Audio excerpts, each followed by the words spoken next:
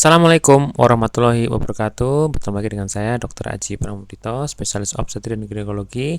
Kali ini kita masuk ke instrumen investasi selanjutnya, yaitu adalah saham. Nah, ini dia. Oke, saham ya. Saham ini pembahasannya mungkin agak lebih panjang ya. Jadi kalau saham itu adalah kepemilikan perusahaan. Jadi, nanti kita ada 3 keuntungan kalau di saham itu. Yang pertama adalah kepemilikan perusahaan, dividen, dan capital gain. Jadi sebuah instrumen investasi yang menunjukkan kepemilikan seorang atas sebagian aset perusahaan. Ketika seorang membeli saham sebuah perusahaan, mereka menjadi pemilik sebagian kecil dari perusahaan tersebut, yang disebut juga sebagai pemegang saham. Saham dikenal sebagai salah satu instrumen investasi dengan potensi keuntungan besar, namun juga memiliki resiko yang tinggi. Nah, dalam saham itu nanti ada kita menjadi pemilik sebagian kecil dari perusahaan, juga mendapatkan dividen. Dividen adalah nilai daripada keuntungan dari perusahaan nanti akan dibagikan oleh pemegang saham. Kemudian ada capital gain, adalah memiliki nilai yang lebih. Misalnya beli harga saham harga 1.000, kemudian dia sahamnya bagus menjadi 3.000, berarti kita memiliki capital gain di situ. Sama kayak tanah, kita beli harga 1M, 3 tahun kemudian menjadi 5M, itu namanya capital gain. Sama di saham juga seperti itu, tapi nilainya lebih cepat ya. Bisa dalam menit, harian, bulanan, minggu, jam, dan tahunan, tergantung. Nanti kita akan bahas lebih lanjut. Nah, kalau kita ingin berinvestasi dengan saham, maka Anda harus sangat familiar dengan beberapa aplikasi yang bisa saya share dan yang umum dipakai ya. Tapi ini tidak sekali lagi bukan di endorse ya. Ini salah satu beberapa aplikasi yang bisa Anda pilih untuk menjadi alat untuk Anda bisa membeli saham. Ini beberapa instrumennya. Ini beberapa aplikasinya, bisa Stockbit, Ajaib, iPod, Mirai Aset, MOS dari Mandiri, atau Host ya dari Mirai Aset ini. Jadi bisa Anda pakai untuk membeli dan menjual saham. Nanti bisa di searching ya di aplikasi ya, Stockbit, Ajaib, iPod, ini MOS, dan ini. Tapi masih banyak yang lain ya, Tapi kalau kita taruh di sini nanti malah pada bingung semua, sehingga beberapa yang familiar dipakai oleh kita semua maksudnya yang sering saya temui ya, ini Stockbit ya, Ajaib, iPod. Saya juga pakai ini untuk Stockbit, Ajaib, Mirai Aset, MOS, sama punyanya Mirai Aset nih, Neo Hots mobil nih. Oke. Kemudian setelah itu, dalam dunia saham itu ada istilahnya 2 hal. Yang pertama, trader ya, trading saham itu trader ya, berdagang ya, atau investor. Kamu sebagai investor atau sebagai trader. Ada 2 hal. Kalau dia sifatnya adalah buy and sell, itu dia trader. Buy, sell, beli, jual beli perusahaan istilahnya.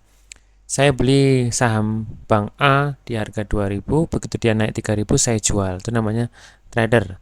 Jadi memperoleh keuntungan dari selisih jual beli. Sama kan kayak kalau dalam tanah tuh flipper, beli tanah 1 miliar, dijual ke orang buyer 1,5 miliar. Nah, dia dapat 500 juta. Nah, itu seperti itu contoh flipper. Mirip dengan trader seperti ini juga. Tapi ini yang diperjualbelikan adalah saham ya.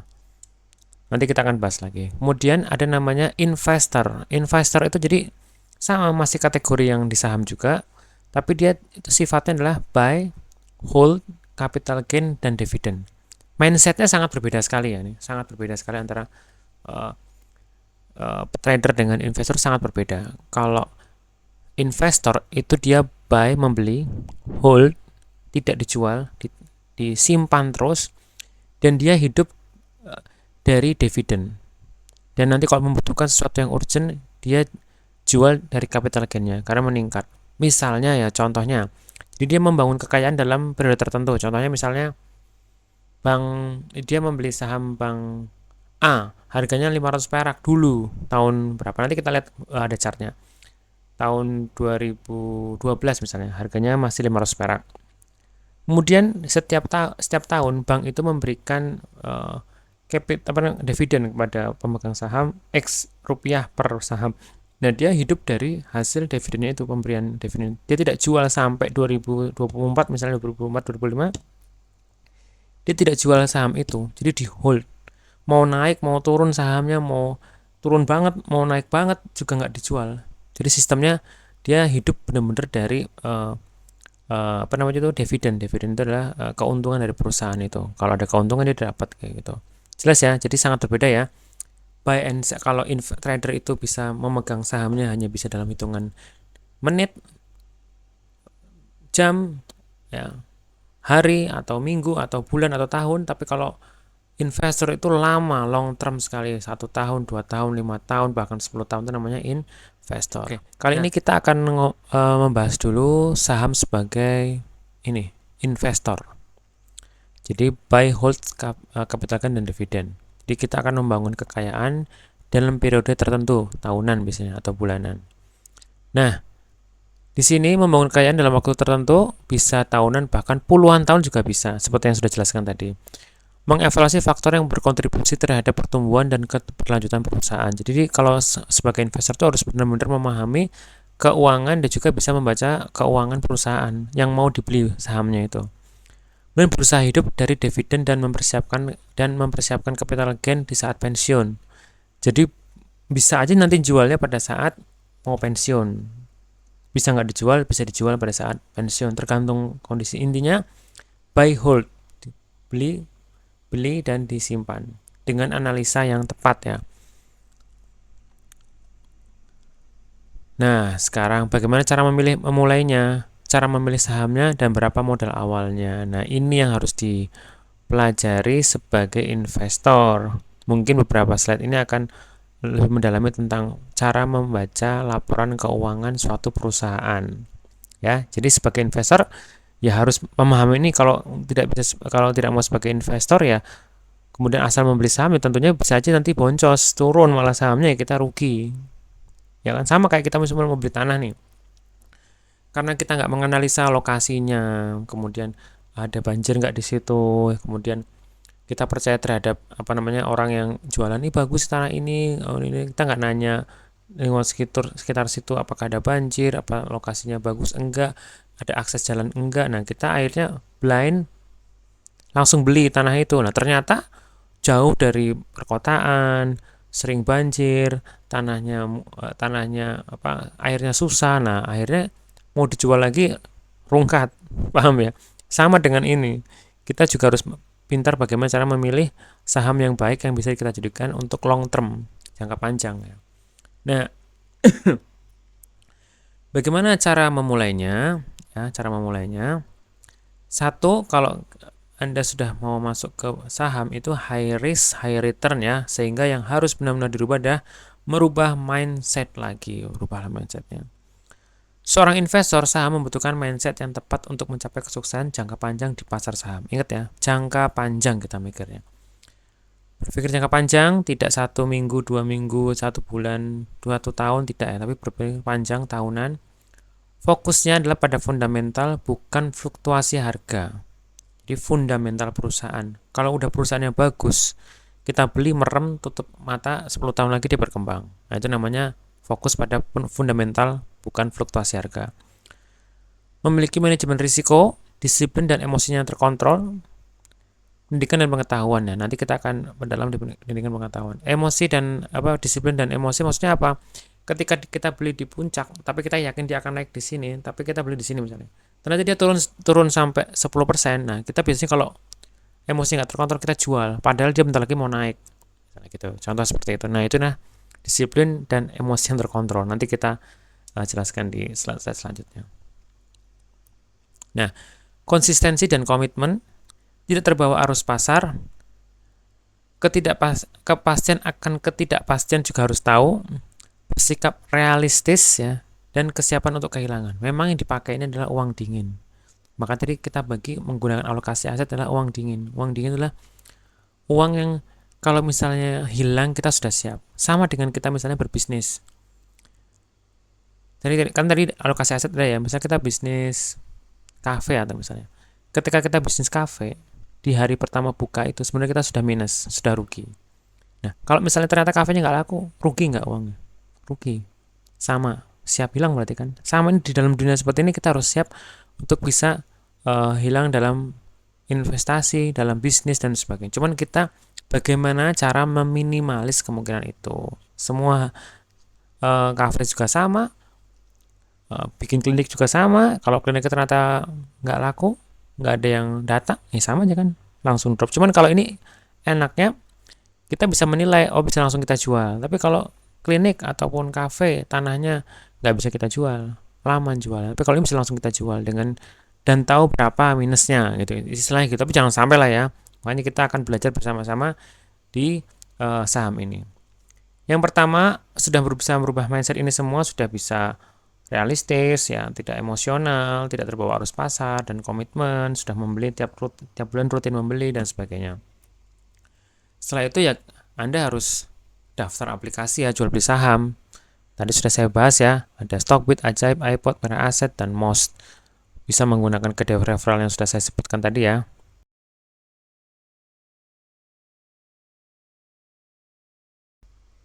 Ini kode referralnya. Nih, tinggal ditulis aja kalau sudah baru buka. Oke, siapkan KTP, NPWP udah pasti ya, kemudian juga dana minimal ya. Tapi kalau sekarang kayaknya langsung buka dana berapapun bisa untuk beli saham ya. Oke, kemudian setelah itu yang ketiga adalah bisa menganalisa suatu perusahaan. Nah, ini dia. Menganalisa perusahaan ini ada banyak faktornya, teman-teman, para teman sahabat sekalian. Kita harus action untuk bisa menganalisa perusahaan, harus bisa dan harus mau. Kalau mau investor sebagai investor saham harus mau dan harus bisa. Apa aja yang akan dipelajari sebagai penganalisa perusahaan itu seperti ini. Wah, ada namanya ROE, Return of Equity, PBV, Price to Book Value, Earning per Share atau EPS, PBVS, Book Value per Share, Price to Earning Ratio atau PER. Ini harus Anda bisa memahami cara membaca ini semua, ya. Terus apakah begitu juga kalau Anda punya perusahaan, Anda punya kafe, Anda punya klinik, itu juga harus menguasai ini untuk bisa menganalisa perusahaan sendiri. Nah, cuman ini karena kita tidak mau berperan aktif dalam perusahaan itu, kita mencari perusahaan yang sudah kita evaluasi bagus kinerjanya.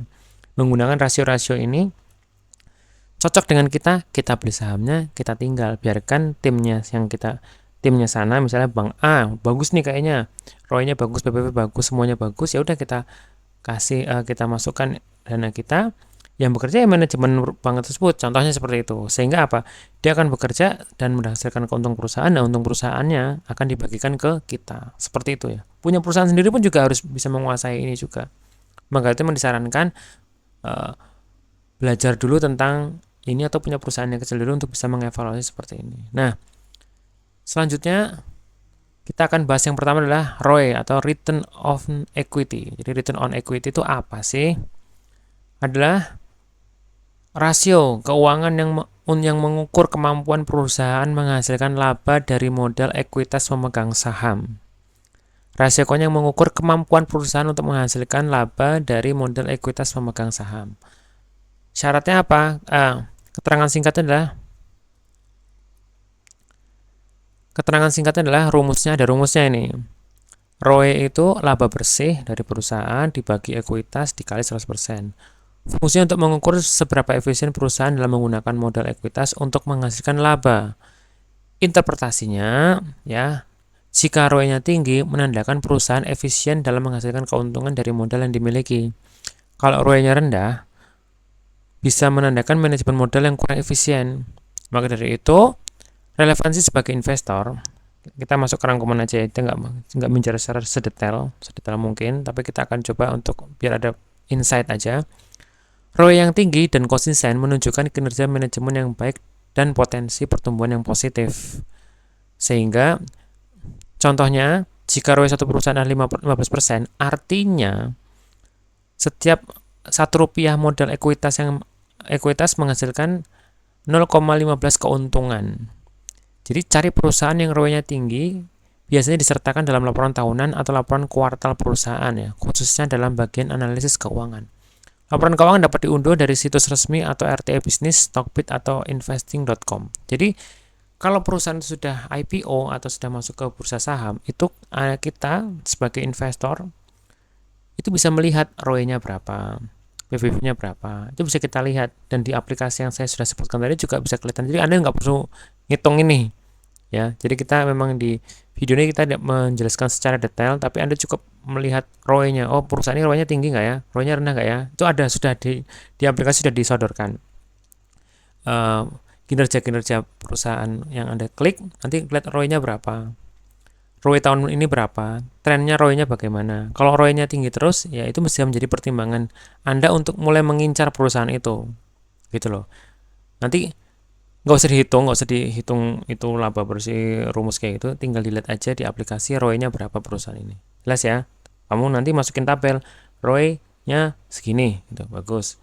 Yang kedua adalah PBV atau Price to Book Value. Apa itu PBV? Adalah rasio keuangan yang membandingkan harga pasar saham perusahaan dengan nilai buku perusahaan atau ekuitas. PBV menunjukkan apakah suatu saham diperdagangkan di atas atau di bawah nilai aset bersihnya. Maksudnya ini kemahalan atau enggak nih saham ini. Nah, keterangan singkatnya ya, rumus PBV adalah harga pasar saham dibagi nilai buku per saham. Ini semua ada di share di aplikasi yang saya sebutkan semua di share semua seperti ini. Nah, ini mungkin yang belum kita bahas adalah nilai buku per saham. Nilai buku per saham itu disebut sebagai PVB, ini namanya BVPS, book value per share ya. Dia punya rumus sendiri, jadi kita skip dulu yang ini. Dia punya rumus sendiri soalnya. BVPS adalah rasio yang menunjukkan nilai ekuitas perusahaan yang tersedia bagi setiap saham yang beredar. Dengan kata lain, nilai ini menggambarkan nilai bersih dari aset perusahaan setelah semua kewajiban atau utang dikurangi kemudian dibagi dengan jumlah saham yang beredar. BVPS membantu investor menentukan apakah saham diperdagangkan di atas atau di bawah nilai aset perusahaan. Rumus nilai buku per saham BVPS adalah total ekuitas, ada di laporan perusahaan biasanya, itu bisa dilihat di webnya, dibagi dengan jumlah saham yang beredar. Fungsi dan relevansi penilaian saham BVPS digunakan untuk membandingkan harga pasar saham dengan nilai buku perusahaan. Jika BVPS lebih rendah daripada harga saham, bisa dianggap undervalue atau sebaliknya. Indikator potensi BVPS yang lebih tinggi menandakan bahwa perusahaan memiliki lebih banyak aset per saham yang bisa menunjukkan potensi pertumbuhan di masa depan. Jadi, contohnya, jika total ekuitas perusahaan adalah 200 miliar dan jumlah saham yang beredar adalah 10 juta, maka BVPS-nya 200 miliar dibagi 10 juta, maka 20.000. Artinya setiap saham memiliki nilai buku 20.000. Contohnya seperti itu. Nah, masuk lagi ke PBV. Nanti ini dimasukkan ke ini, dibagi ini, sehingga nanti ketemu hasil. Kalau PBV-nya lebih dari 1, saham diperdagangkan di atas nilai bukunya atau overvalue. Jadi ini dia kemungkinan besar akan turun nih nilainya. Kalau PBV kurang dari 1, saham diperdagangkan di bawah nilai bukunya, nah ada kemungkinan naik undervalue. Jadi masih oke nih kalau kita beli undervalue.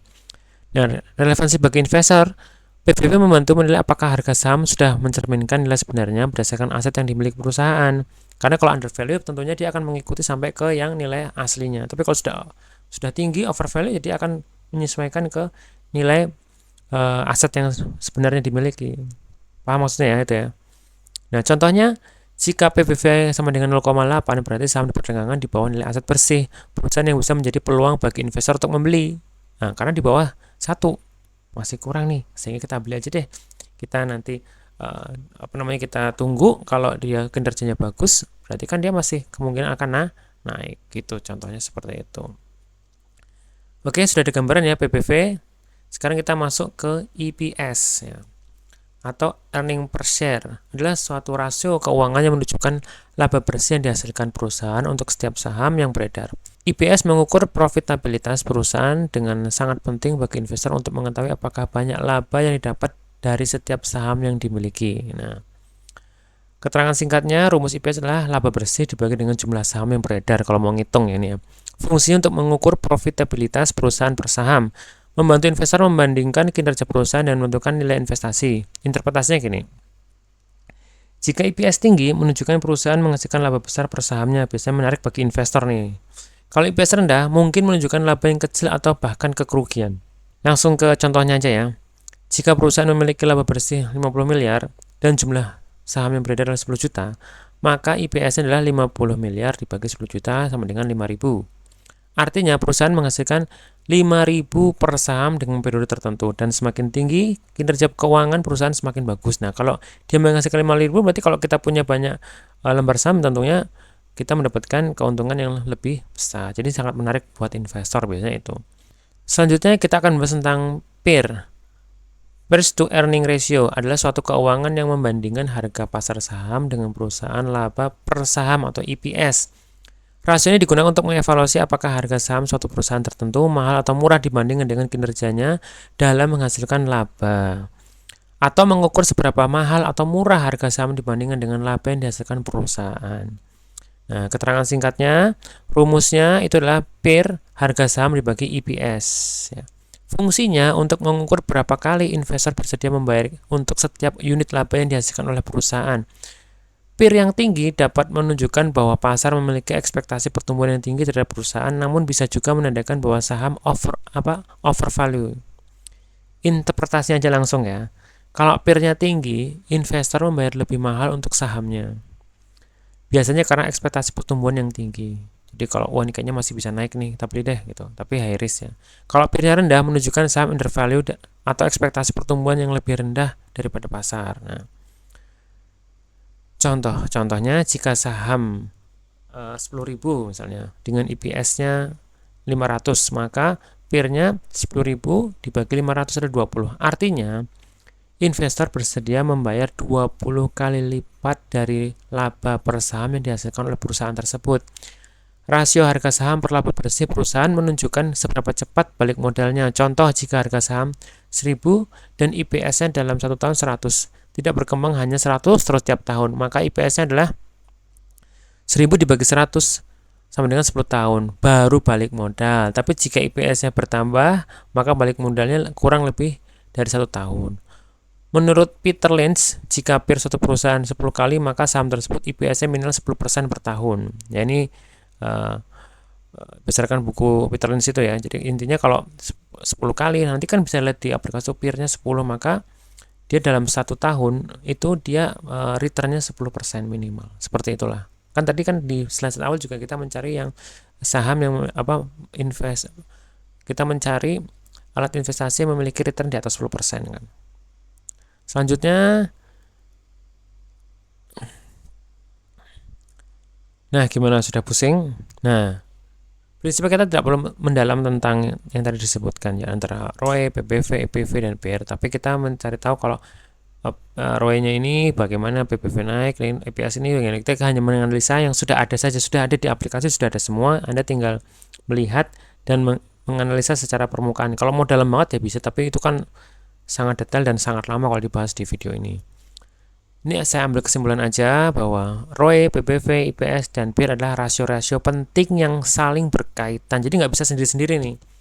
Dan memberikan gambaran tentang kinerja serta evaluasi suatu perusahaan.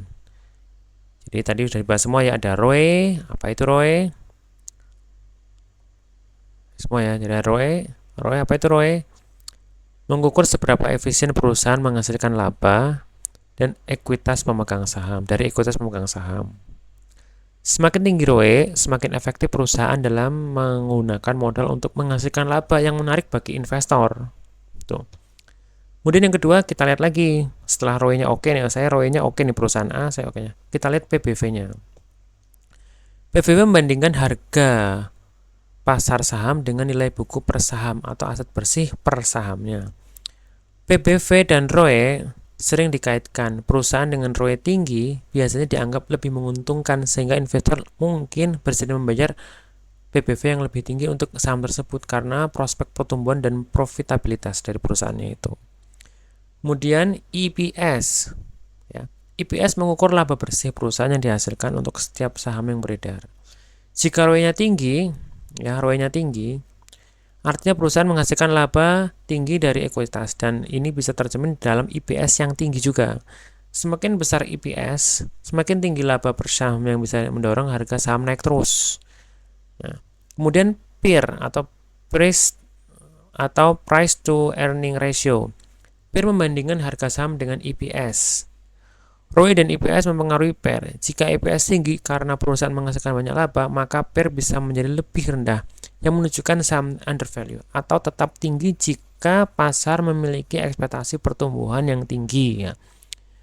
PBV juga bisa berkorelasi dengan PER. Saham dengan PBV rendah namun PER-nya tinggi bisa menunjukkan perusahaan undervalue atau pasar berharap ada pertumbuhan laba yang signifikan, sehingga nanti kan pasti sahamnya akan naik. Nah, ROE tinggi sering menunjukkan perusahaan yang efisien dan menguntungkan, yang biasanya tercermin dalam EPS yang tinggi. Ini ambil kesimpulan ya. BER dan PBV membantu menentukan apakah harga saham tersebut sudah mencerminkan nilai sebenarnya dari perusahaan. Jika ROE dan EPS tinggi, PBV dan PER mungkin lebih tinggi karena investor bersedia membayar lebih untuk saham tersebut. Nah, kalau Anda memang mindsetnya sebagai investor saham, harus bisa membaca ini semua agar tidak terjebak ke saham yang boncos atau turun. Nah, biasanya apakah saya juga menganalisa seperti itu? Tanyakan seperti itu. Kalau memang saya menganalisa beberapa perusahaan saham yang saya masukkan ke dalam tabel seperti ini. Ini tabelnya saya sendiri. Ini saya sendiri yang buat ya. Contoh analisa saham untuk investasi ini punya saya sendiri ya. Nah, ini saya masukkan tuh aset, ininya saya masukkan, semua PBV, EPS dan sebagainya saya masukkan. Nanti saya akan lihat nih kira-kira yang cocok untuk saya beli yang mana. Jadi saya kalau memang menginvestasikan ini ya saya akan menilai saham berdasarkan tadi yang sudah saya sebutkan itu. Oke? Jelas semua ya. Mudah-mudahan Anda bisa kebayang gitu ya. Oke, setelah kita bisa mengenal suatu perusahaan menggunakan tadi rumus tadi itu, masih sebagai mindset sebagai investor ya, kita setelah menentukan oh ini perusahaan ini oke nih, kita masuk ke nomor 4 yaitu mencari perusahaan yang membagikan dividen. Dividen itu hasil keuntungannya dibagi buat kita. Jadi cari itu perusahaannya dividen, karena kita sebagai investor kan berarti long term, lama kita pegang sahamnya lama banget. Nah, contohnya ya, 10 saham yang membagikan dividen tertinggi untuk tahun 2024 berdasarkan proyeksi dari berbagai analisa data keuangan. Nah, ini PT yang 10 besar terbesar ya, itu adalah Adaro, ITMG, BBRI, punya Bank BRI ya, kemudian UNTR, Bank Mandiri, BBCA, ini Telkom, dan Gudang Garam dan sebagainya. Ini memberikan dividen per sahamnya adalah 331. Di sini ada namanya yield persentase. Apa sih ini maksudnya? Jadi, jika perusahaan membagikan dividen sebanyak 500, contohnya 500 per saham, dan harga saham saat ini adalah 10.000, maka dividen yieldnya 500 dibagi 10.000 dikali 100, artinya 5%. Artinya investor mendapatkan 5% dari investasi mereka dalam bentuk dividen setiap tahun. Yield yang tinggi menunjukkan penghasilan dividen yang relatif besar, menarik bagi investor dan mencari pendapatan yang pasif. Yield rendah mungkin menunjukkan fokus perusahaan pada pertumbuhan Anda berharap saham yang atau harga saham yang sudah sangat tinggi. Jadi selain kita mencari dividennya, itu kita mencari yieldnya. Semakin besar yieldnya, itu berarti menunjukkan menghasilkan dividen yang relatif lebih besar. Biasanya kita sebagai investor akan mencari yield yang besar. Nah, contohnya ini. Maksudnya kalau dia Adaro, kita beli Adaro nih. Per sahamnya dia akan ngasih 331 perak. Kalau kita punya 1.000.000 lembar saham, ya berarti tinggal 1.000.000 dikali 331. Itu tidak dijual loh ya. Jadi sahamnya nggak dijual. Sahamnya masih di sana. Tapi kita per tahun dapat keuntungan per saham 331. Jadi namanya passive income seperti itu. Ya, bisa dipahami ya. Jadi saham itu ditaruh di situ. Kalau lembar sahamnya ada 1.000, ada 100 ya, atau ada 1 lembar saham. Jadi misalnya 1 lembar saham aja deh. Kita beli Adaro ini 1 lembar saham. Harganya nanti kita lihat harganya misalnya 5.000 misalnya nih, saya belum lihat ini. 5.000. cuma punya satu lembar saham, tapi nggak bisa ya, kita tuh kalau beli saham itu nggak bisa satu lembar, tapi satu lot biasanya. Satu lot tuh 100 lembar saham. Nah, misalnya kita beli satu lembar saham biar gampang aja. Berarti kita beli di harga 5.000 misalnya gitu. Kemudian 5 tahun lagi harganya jadi 10.000, betul kan? Contoh, berarti kan kita punya keuntungan 2 kali lipat dari harga saham satu lembar ini. Nah, setiap tahun satu lembar saham ini menghasilkan 331 perak. Jadi kita dapat 331.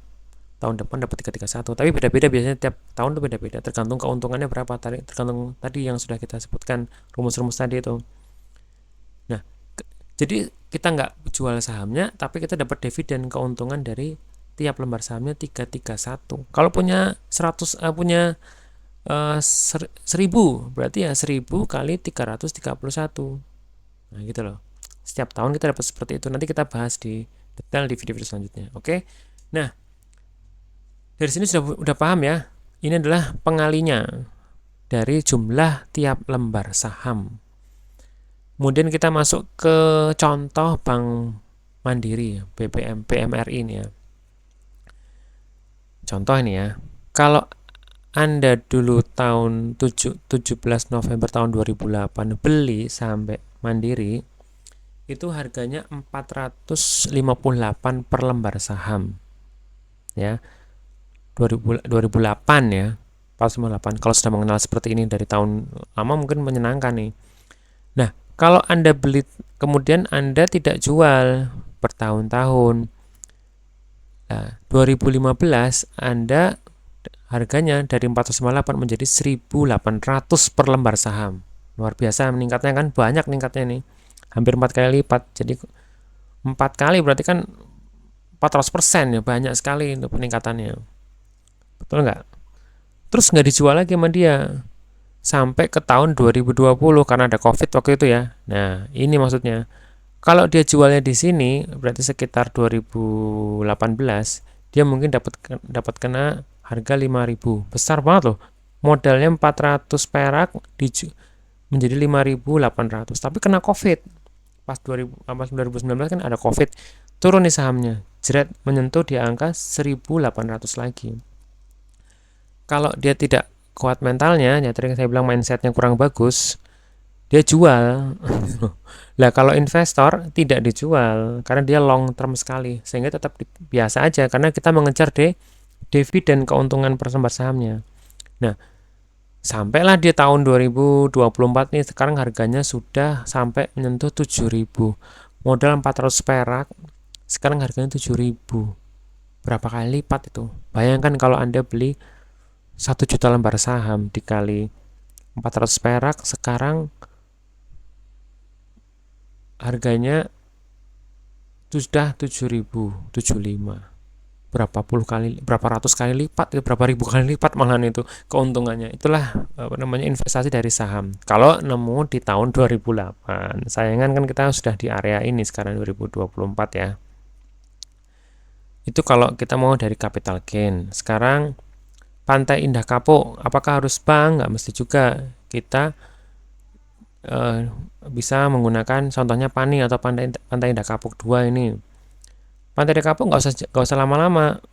Ini saya beli 8 Januari 2024 misalnya ini. Beli ini. Harganya 4.050. Nah, kemudian sekarang ini baru Januari ya. Sekarang mungkin baru berapa bulan ya? 1 tahun ya, 1 tahun kurang. Tiba-tiba dia naik ini.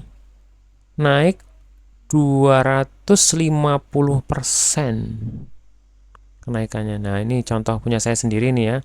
Waktu itu saya beli Pani nih, naik 243% sahamnya. Berarti keuntungan saya 243 kali lipat. Jadi kalau punya uang, misalnya ini ya, kita masukkan beli saham Pani ini kita pakai ajaib nih. Aplikasinya ajaib, nanti kalau bisa lihat bentuknya seperti ini warnanya. Ya nggak mesti saya benar ya. Ada yang negatif juga nih punya saya tuh. Bank Nobu minus 19%, tapi di sini saya positif 38%, WiFi 115%. Nah, Pani ini contohnya Pani ini ya. Sama kan dengan ini 250-an, saya 243, hampir sama ini.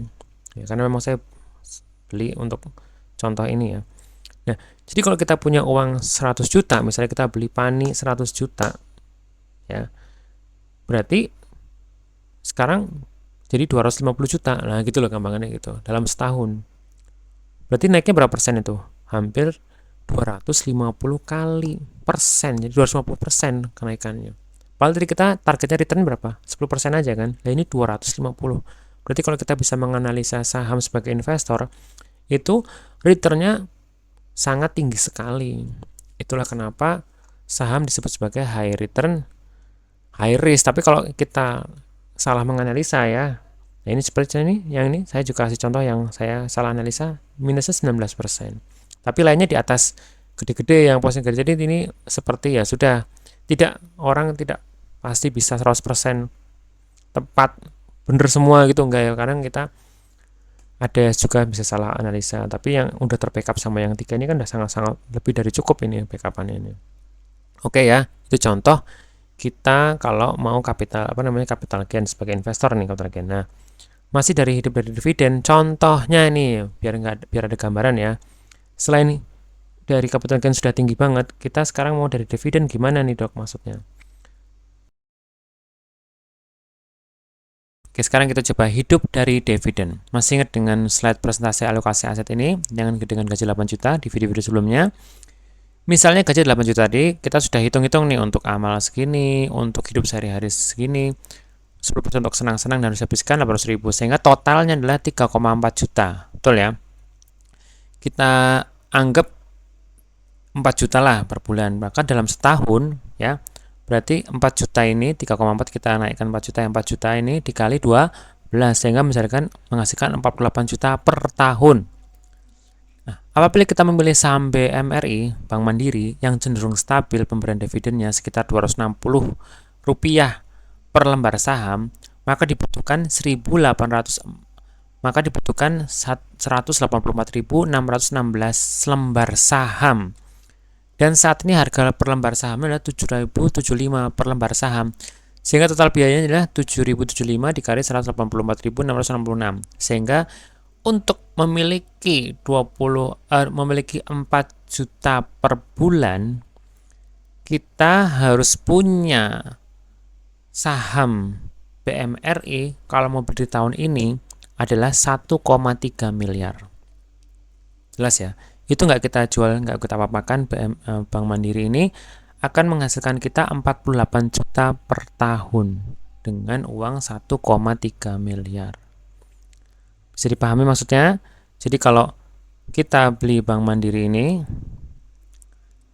dengan harga segini, kita butuh 48 juta per tahun karena dividen itu diberikannya per tahun. Nah itu rata-rata per tahun maksudnya. Nah sehingga kita kalau mau beli sekarang ya butuhnya 1,3 M. Coba kamu belinya pas tahun 2008.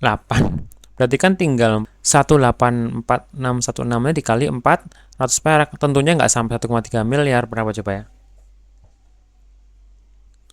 Berarti kalau gitu paling kalau 400 perak ya. 400 perak dikali 184.616 itu cuma butuh 73 juta. 73 juta aja. Tapi kalau belinya tahun sekarang udah 1,3 miliar. Jadi kalau tahun 2008 Anda membeli saham Bank Mandiri sebanyak 184.666 lembar saham, di harga hanya 73 juta. Kemudian Anda mau cairkan sekarang nih tahun 2024, kita buat video 2024. Maka uang 73 juta itu menjadi 1,3 miliar. Dan di luar pemberian dividen 48 juta per tahun loh itu. Jadi hanya capital gain-nya aja 1,3 M. Dividennya Rp260 per lembar saham. Setiap tahun dapat itu.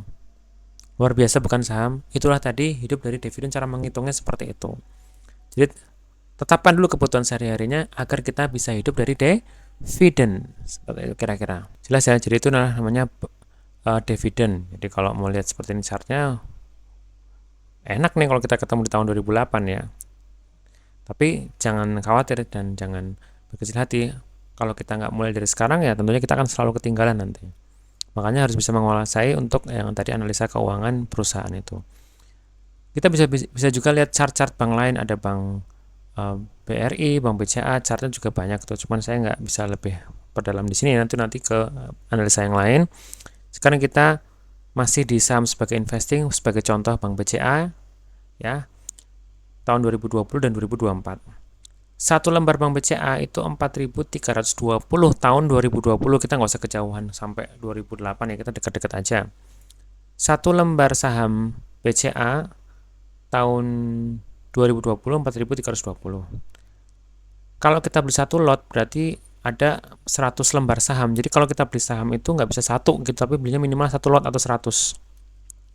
Kalau bisa satu lot berarti 432.000.